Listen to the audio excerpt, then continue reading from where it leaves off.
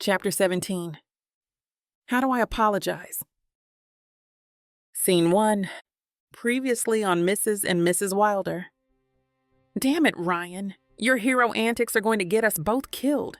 When are you going to learn to follow orders? Seizing a momentary lull in the chaos, Sophie grabbed Ryan by the collar and dragged her behind a nearby wall, using it as cover from the cultists' gunfire. Oh, so now you want to preach, Miss Perfect? Ryan fired back, hastily slapping in a new mag with a scowl. Always putting on airs, like you don't ever bend the rules yourself. I know a thing or two now, too. At least I don't charge in like a raging bull and nearly blow the whole mission. Yeah, well, at least I'm not an arrogant jerk who thinks she's better than everyone else. What's with you? Why are you acting like an asshole all of a sudden, Ryan? Me. What about you? You've been riding my ass since we woke up this morning. Asterisk, asterisk. You think you can stop what's coming? You, with your fragile marriage and your misplaced faith in each other? I've seen the cracks in your relationship, the doubts and the mistrust. Your love is a weakness, a flaw that will be your undoing. Asterisk, asterisk. Shut your fucking mouth. Ryan, no! Sophie screamed. Asterisk, asterisk. The doctors say you're both stable. As soon as they clear you, I want you out of here. Go home, get your heads on straight, but know this. If you pull a stunt like that again, there will be consequences. Am I understood? Yes, sir, Sophie and Ryan mumbled together, looking down at the ground. Present, Gotham City, SUV car ride. Ryan's nerves had her knee and foot tapping, like she was trying to keep up with a song playing in her head. The rhythm of her restless leg kept time as the city streets flashed by the tinted SUV windows, the sidewalk shufflers, providing a visual break from the pressure weighing heavy between her and Sophie. Are we gonna talk about this or what? I don't have anything to say at the moment. Sophie kept her eyes ahead on the road, not even bothering to look over. Fine then, Ryan thought to herself. If Sophie wasn't willing to discuss this, then whatever. She'd just vent her thoughts out loud. You know what? I don't get you sometimes. Listen, we made a pact to have each other's backs no matter what, but now you're treating me like a nobody off the street. Sophie's face was a closed book, while her hands told a different story. Her fingers dug into that door handle like she was trying to strangle it. And so it's the silent treatment now? Real fucking mature, Soph. What are we, in high school? Ryan scoffed, rolling her eyes. She slouched back in her seat, arms crossed. I thought we were supposed to communicate, not play these childish ass games. A sudden thought hit Ryan, and she turned to face Sophie directly. Wait a minute. This isn't about what that Dewey chick said, is it? You're not actually buying into her bullshit, are you? Ryan. Sophie's voice was low, serious. Why would I believe a narcissistic cult leader whose job is to drug people and make them believe weird shit, huh? You think I'm that gullible? Exactly. So why are you acting like this? Like a... Ryan? Sophie yelled her name to cut her off. I need you to stop talking to me right now. I'm not in the mood, and you're looking foolish. The words stung like a heavy backhand. Ryan flinched, clamping her lips tight. Foolish, huh? A humorless chuckle slipped out as she gave a stiff nod. The audacity, the disrespect. The SUV pulled up to their brownstone. Ryan quickly got out, grabbed her bags, and headed to the front door. She didn't look back, didn't wait for Sophie.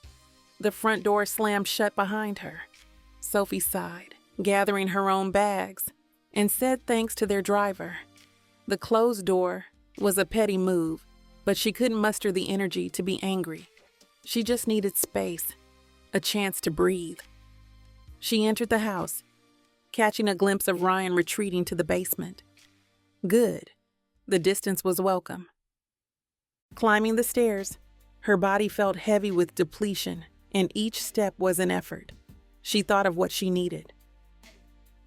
She craved a shower to rinse away the lingering sand that clung in weird crevices, despite their earlier rinse before departing Black Bat, and to cleanse the ache left by her wife's actions. She closed her eyes, letting the tears mix with the water streaming down her face. How had they come to this? How had they, once again, let their differences, their stubborn pride, mess things up again? Her was on overdrive as she stood there, the steam rising around her. Ryan had acted a damn fool in that desert, no doubt about it. But Sophie felt that maybe, just maybe, she could have handled things better too. Yeah, she wanted to keep them safe, stay the course. And Ryan knew her buttons, and she'd pushed them hard. But the way she'd gone about it, all agitated and snappy, that wasn't cool. And what about after? The silent treatment. Barely 3 sentences exchanged since they left that sandy hellhole. Was that really necessary? Or calling Ryan foolish? Was that crossing a line? Her conscience wouldn't quit bugging her. Look, you gotta go smooth things over with your wife. Don't let this become a whole thing. But another side of her, the headstrong and ego-tripping one, wasn't having it. Why did she always have to be the one waving the white flag? Why was it on her to say, "my bad," and fix their mess? Sophie couldn't get her mind off that shit, frantically scrubbing her skin until it was all irritated and sore. After a minute, she was like, fuck it, and just let the shower stream hit her while she tried to collect herself. Scene 2. Ryan slipped out of the house, the front door closing softly behind her. Sophie was still in the shower. Despite the wear down pulling at her limbs, she needed to get out to clear her head. She walked along the pond, the gentle sounds of the water, and the rustle of the trees calming her down. The sun was nowhere to be found, hiding behind a flurry of clouds. Memories of happier times came to mind.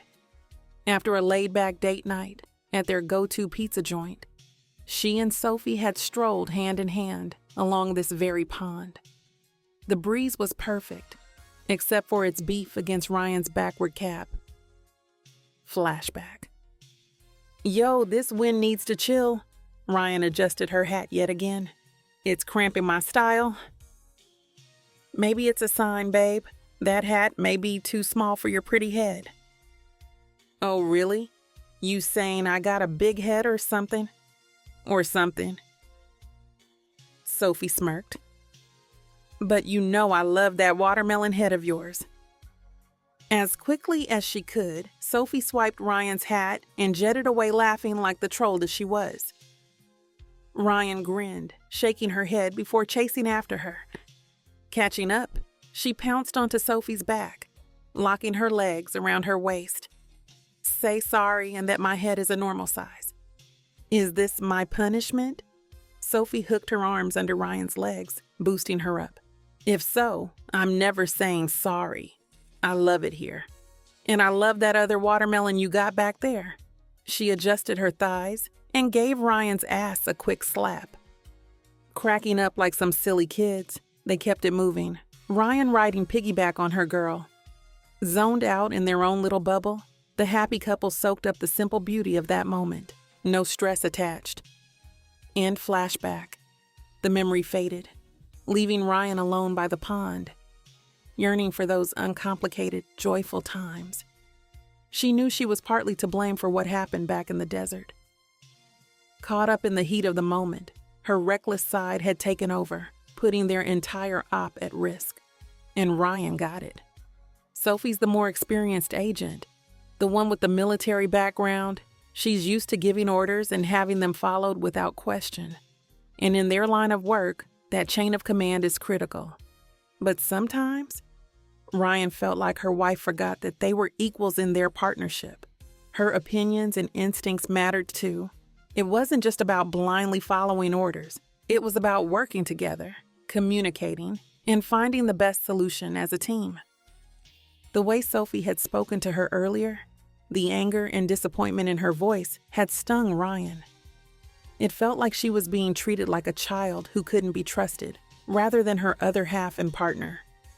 Ryan knew emotions were running high and under a lot of pressure, but still, it hurt to feel like her wife had so little faith in her abilities.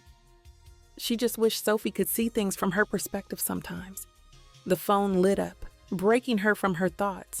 Ryan glanced down, thinking it was Sophie asking for her whereabouts, but instead, she saw Marquis's name flashing on the screen, which was unexpected.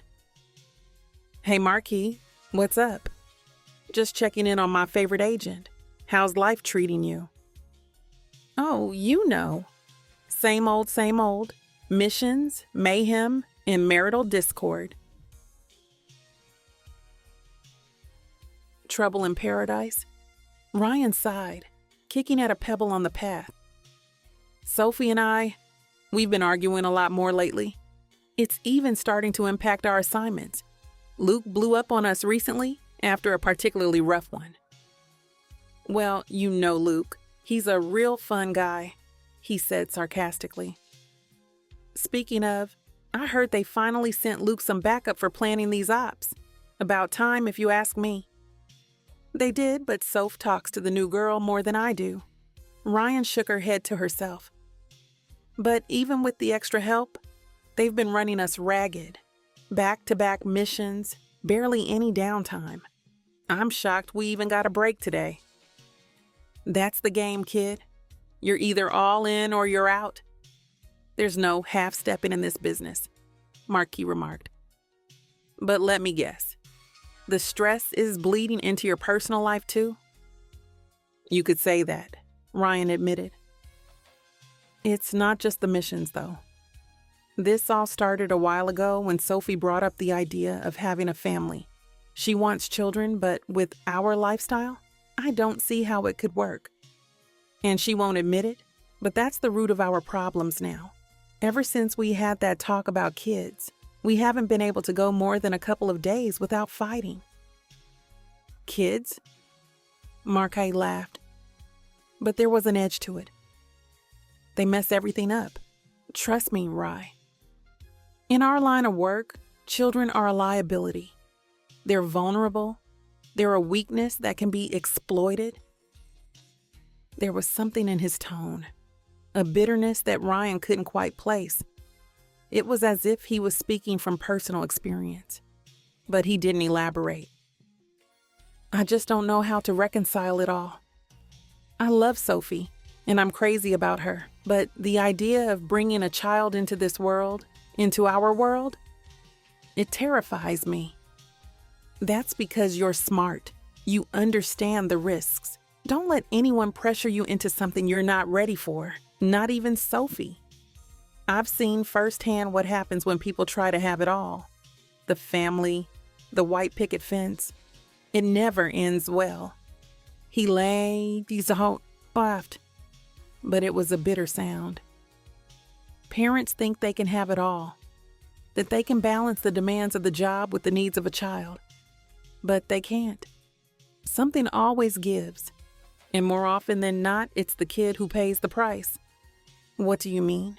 "I mean that children need stability, Ryan.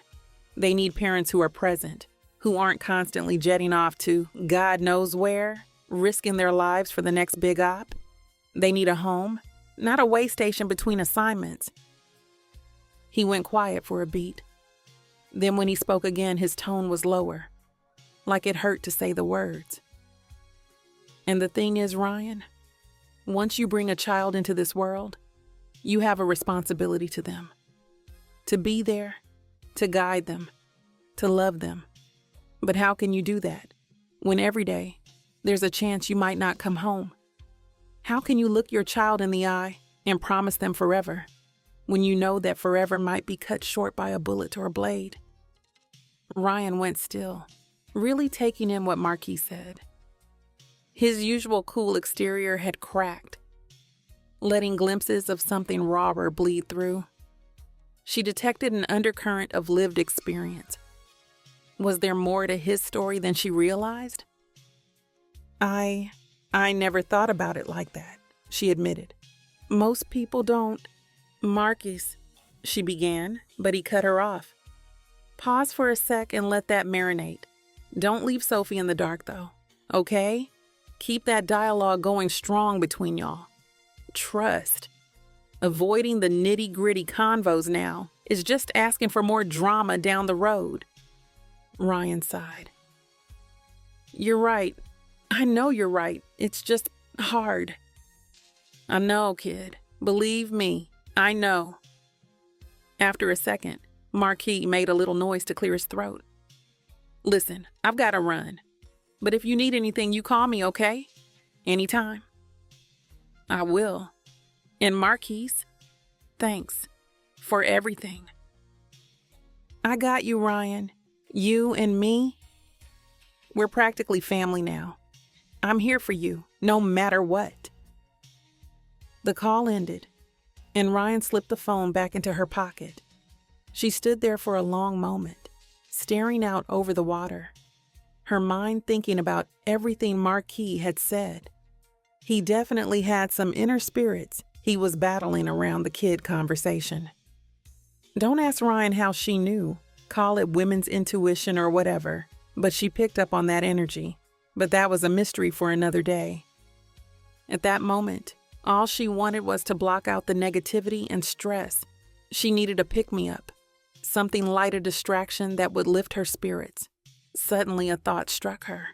She pulled out her phone again, scrolling through her contacts until she found the number she was looking for. Hey, Amani, she said when the call connected. It's Ryan. I know it's short notice, but I was wondering if I could stop by today, and we can finally do what we've talked about. Scene 3. Sophie stepped out of the shower, the steam surging around her as she reached for a towel. She dried herself off and noticed the uncanny silence that had settled over the house. Wrapping the towel around herself, she padded out of the bathroom and into the bedroom. She glanced out the window, her eyes falling on Ryan's Jeep, still parked in the driveway. So she was still here, but the lack of noise suggested otherwise. She reached for her phone to check the time and found a text from her wife saying, "I'll be back later." Rolling her eyes, she was about to type out a response when her phone alerted her to an incoming call from her sister Jordan. "Hey, Yord," Sophie answered, trying to keep her voice light. "What's up?" "Oh, just one of those days where I need my wise older sister's sage advice. First of all, I'm not old. But is everything okay?" "Well, you're the expert on married life these days, so I figured I'd turn to the pros," Jordan continued with excitement. "Guess what? Dante proposed last night." "Oh my God, Jord, that's incredible. Congratulations." "I know, right? I'm over the moon, Soph, but also kind of freaking out. Like, how do you know when you're really ready for this?" How could she offer marital advice when her own was hanging by a thread? "Honestly," Sophie admitted, her voice catching, "I'm not sure I'm the best person to ask about that right now." "What? Why? You and Rye are perfect.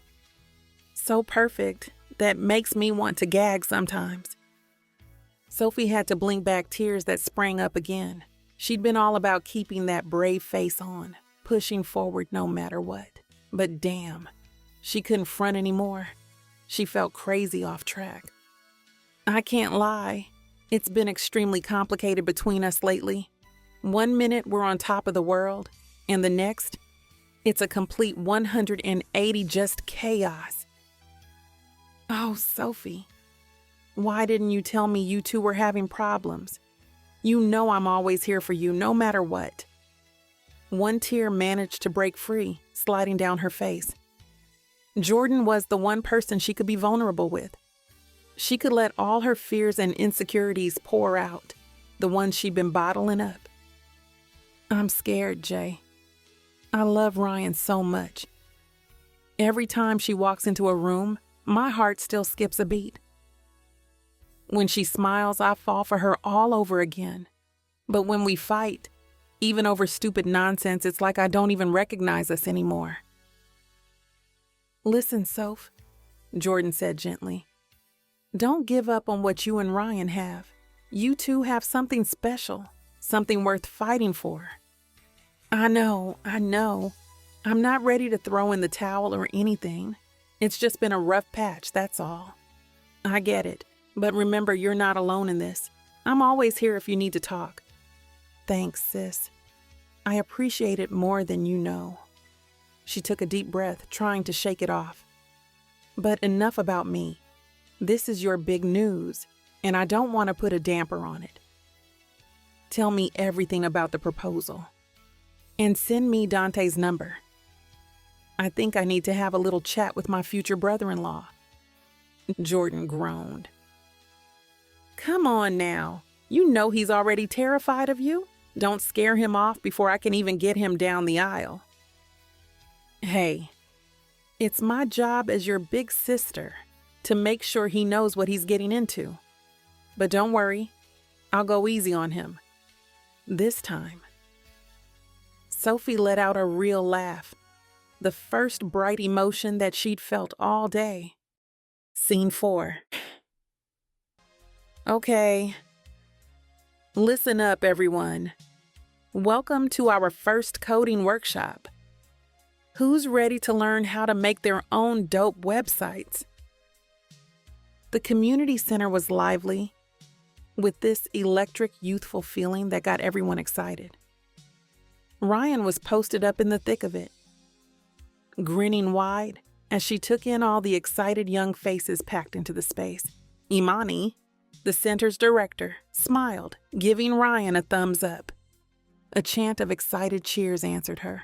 This was what Ryan loved about volunteering, the chance to share her skills, to make a difference in these kids' lives. She'd spent months working in the background for the center, pulling strings with her contacts in the industry to secure a donation of laptops and software.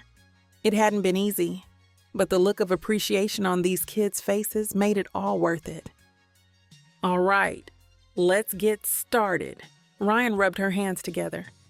First things first, we got to get you all set up with your own computers. Imani, you want to help me pass these out? Together, Ryan and Imani distributed the laptops, helping the kids log in and get comfortable. She hadn't planned on doing the distribution today, but saw an opportunity since she knew Saturday mornings usually were when the kids were in. Okay, now that we're all set, let's dive in. Ryan drew their attention back to her. Who here knows what HTML stands for? A few doubtful hands went up. Hypertext markup language. That's right. It's like the bones of a website, the structure that holds everything together. She launched into her lesson, walking the group through the basics of HTML and CSS. She kept her language simple and relatable, using analogies and examples that the kids could understand. Think of HTML as the walls of a house and CSS as the paint and decorations, she explained. You gotta have both to make a website look fly. You know what I mean?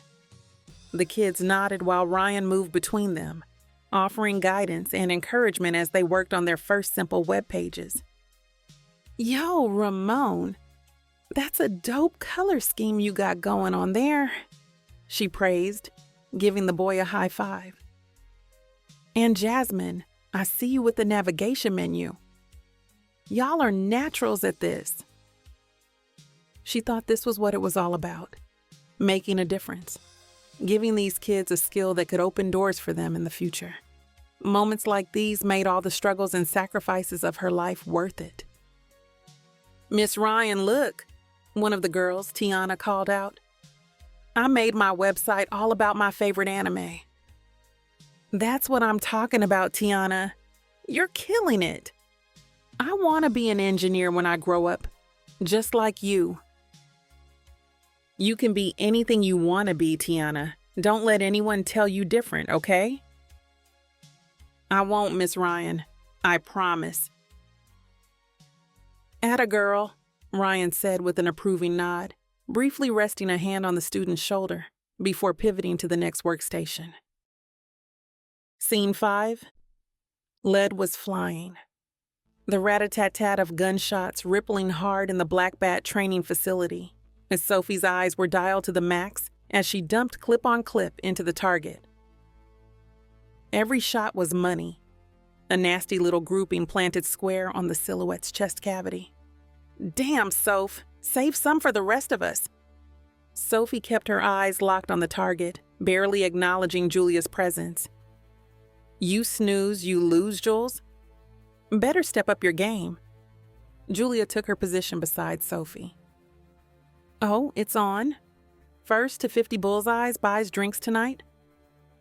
Hope you brought your wallet." They locked into a groove. Her movements were butter, muscle memory taking over as she kept emptying her clips one after another. This was what she needed: the singular focus, the exhilaration, the satisfaction of each perfect shot. Out here, on the range, she could forget about the troubles at home. She could lose herself in the simple, primal act of shooting. "Looks like you're falling behind," Julia taunted, her own shots clustering tightly around the bullseye. Sophie adjusted her stance, took a deep breath, and squeezed the trigger, her shots tearing through the center of the target with cold-blooded precision. Rocking back on her heels, she let her gun dip, flashing a cocky smile while checking out those shredded targets. "Looks like drinks are on you, Jules. Should have known better than to challenge you when you're in a mood. You're a machine."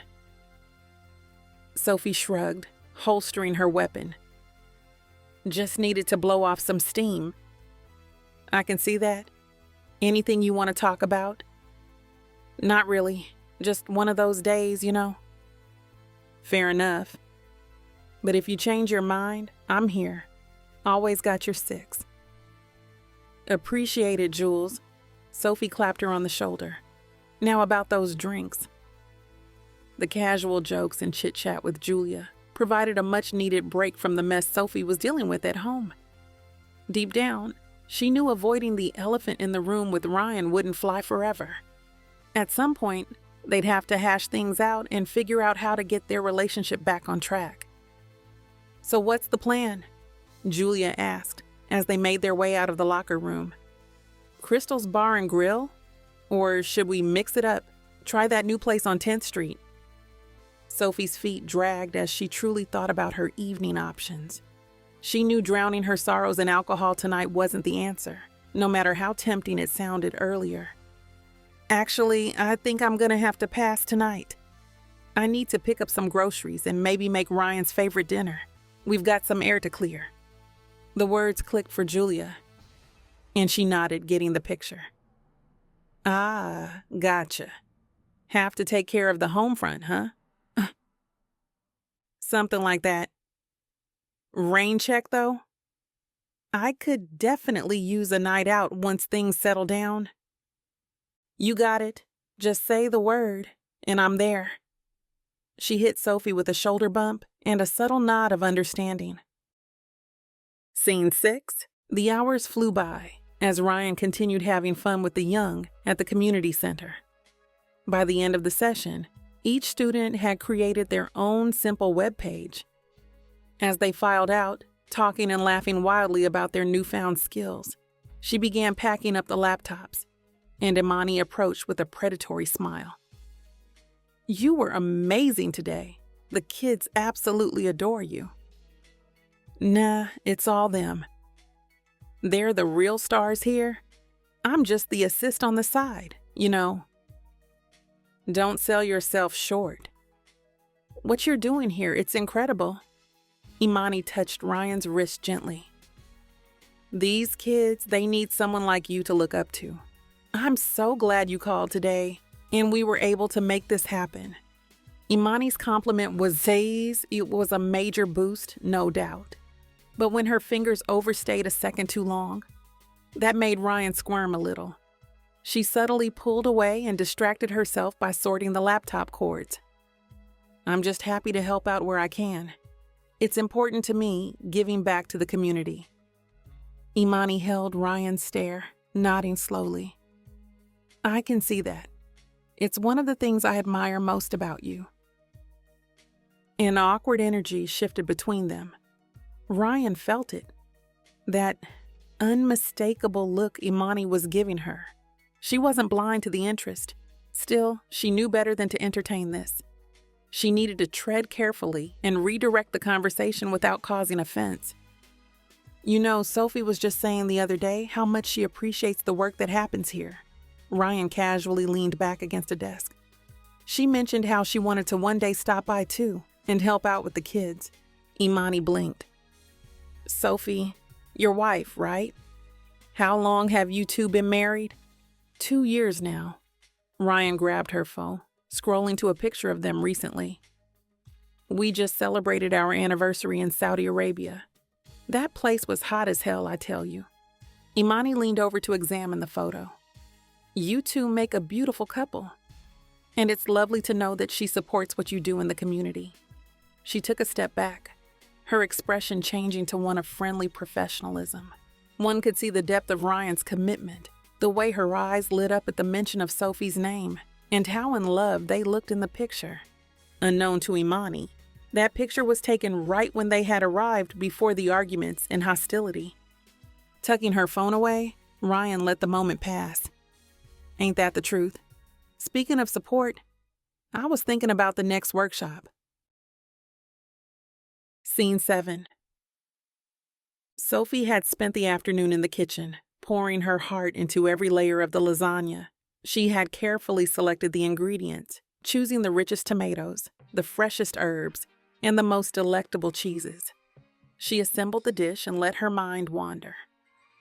Memories of her and Ryan in this very kitchen just last week, grabbing their cold breakfast during their anniversary.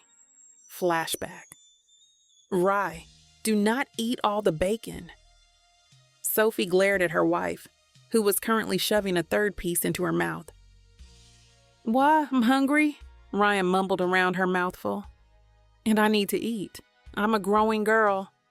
That comment had Sophie cracking up at her silly wife, nearly sending her fork clattering to the floor. Overall, their kitchen was a disaster.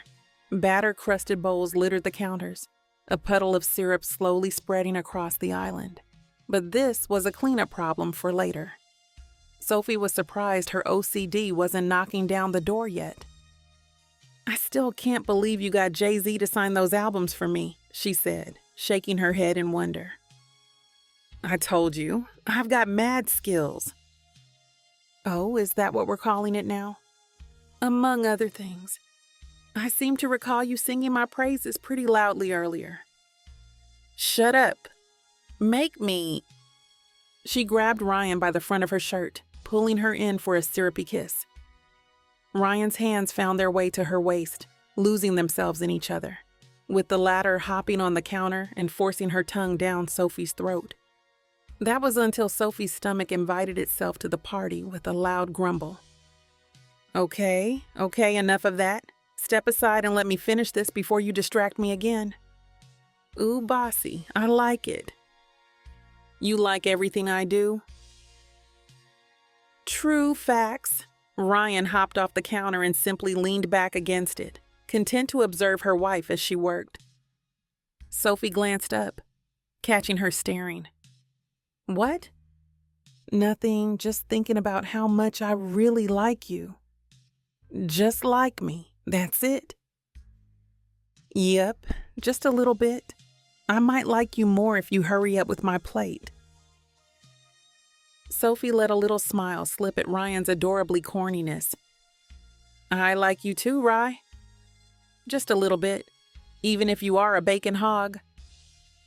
And flashback. Sophie smiled at the memory, which was a beautiful start to their day. She hoped that maybe, just maybe, they could find their way back to that moment. While the lasagna baked, she had set the table with thorough care. She chose their finest china, the best plates with the gold trim that they had received as a gift. She laid out the silver cutlery and folded the napkins into neat triangles. In the center of the table, she placed a single candle. She had debated over flowers but decided against it. This wasn't about grand gestures or elaborate displays. It was about the two of them, about the love and the life they had built together. When she finally took the dish out of the oven, the golden brown top bubbling and crisp, she felt good about her work. It looked perfect and smelled divine. She knew that a single meal couldn't erase the hurt or magically solve all their problems, but it was a start. A gesture of love and apology. It was her way of saying, "I'm still here. I still choose you. I always will." Keys rattled, and the front door swung open. "Sophie, you home?" She stepped out of the kitchen with a nervous smile. "Hey, babe, I'm here. I made your favorite. I was hoping we could have a cozy night in, so I can apologize for being a total ass earlier, and we can clear." Ryan walked into the kitchen and glanced at the table and the romantic setup, something like regret flashing across her face before it was gone. "Wow, this is really beautiful, but I'm sorry. I'm not hungry. I grabbed a burger on the way home, but thanks. This is real sweet of you. I think I'm just gonna crash. It's been a long day."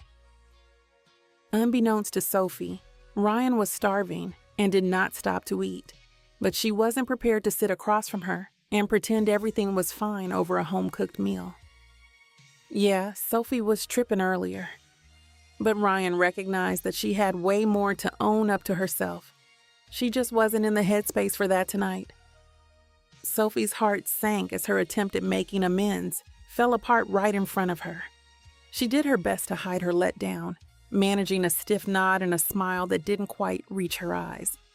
"Okay, I'll save you a plate in case you change your mind." With a mumbled thanks, Ryan turned to head upstairs, but Sophie stopped her. "Hey, hold up a sec." Ryan turned back around, saying nothing but looking at her wife expectantly. All the things Sophie wanted to say just wouldn't come out right. Listen, I don't want to fight anymore. What can we do? What can I do to make it better?" Biting her lip, Ryan looked down as she felt her eyes water. The truth is, she's scared. Scared that one day, her mistakes will be too much. Scared that one day Sophie will realize she deserves to be treated better than a screw-up like Ryan. She doesn't know how to be the perfect wife or agent, but she's trying. At least she thinks she is. But she doesn't trust herself enough to have this conversation right now. So all she says instead is, "Soph, I'm really tired. Let's talk about it later, okay?" She didn't stay to her a response. Ryan headed upstairs, leaving her wife alone, standing at the table. Sophie looked at the spread before her. The candle, the wine, the dish she had spent so long perfecting. Suddenly, it all seemed pointless. She sank into her chair, fighting back tears. She felt stupid. Lately, she feels like she's been the only one groveling and offering an olive branch to make things right. When is Ryan going to fight for her and not run off and hide when things get tough? She picked at her food, but it tasted like paper in her mouth. She wasn't hungry anymore either. A few hours later, Ryan came downstairs, heart sinking at the sight of Sophie still at the dinner table, the food put away and the kitchen spotless.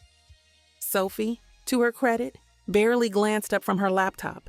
She was checking the report Luke made her send to Stacy, his newly assigned second-in-command as of last quarter. Stacy had lined up a few of their recent missions while Luke was swamped, and the homegirl wanted more info than a nutrition facts panel. Leaning against the fridge, Ryan attempted to be impassive. You already put the food away?" "Yep." Sophie's eyes never left the computer. "Oh." Ryan's eyes dropped to the floor, shoulders slumping. Sophie looked up, eyes raised in disbelief. "Oh, so now you're hungry?" "Yeah, I could eat." Sophie studied her for a long moment before rising and heading to the fridge. "Watch out so I can get your food." But Ryan didn't budge. "Ryan, seriously, Sophie huffed. All of a sudden, Ryan closed the distance between them, her hand gripping the front of Sophie's shirt as she pulled her into a hungry, needy kiss. Sophie remained motionless and unresponsive. Ryan pulled back, her eyes desperate, pleading, longing. Can we put our beef aside for a minute? I need to feel you right now, Soph. Can you do that for me? Ryan's voice cracked. Please, baby, make me feel good. I'm begging you.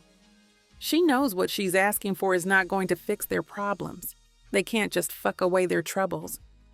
But she needs to be reminded that her wife wants her. And the best way to do that is to be under her.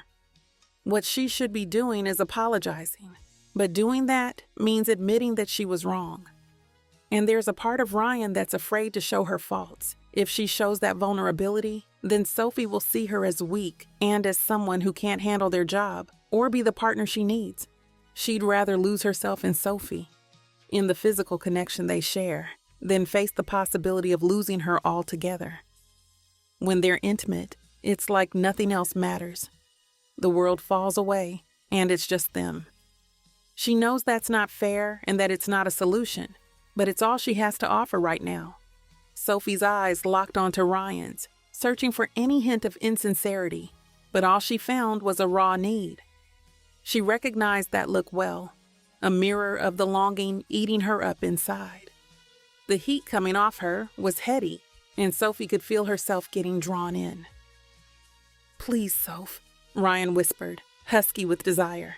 I need this. I need you. About 3 minutes later, Ryan found herself on her knees, face pressed against the fridge door, while Sophie's hand clamped onto her neck, holding her in place. Sophie's fingers plunged into her from behind, pumping in and out relentlessly and grunting with every thrust. Ryan could only cry out, hands scrabbling at the fridge handle as she was fucked mercilessly. She braced herself against the fridge, head bowed.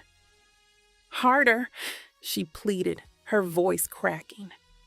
Sophie added one more finger, her wrist slapping against Ryan's ass, giving everything she had. Ryan bit back a sob with tears streaming down her face, not from pain, no. Her body was being worked in all the best ways, but from the overwhelming intensity of it all.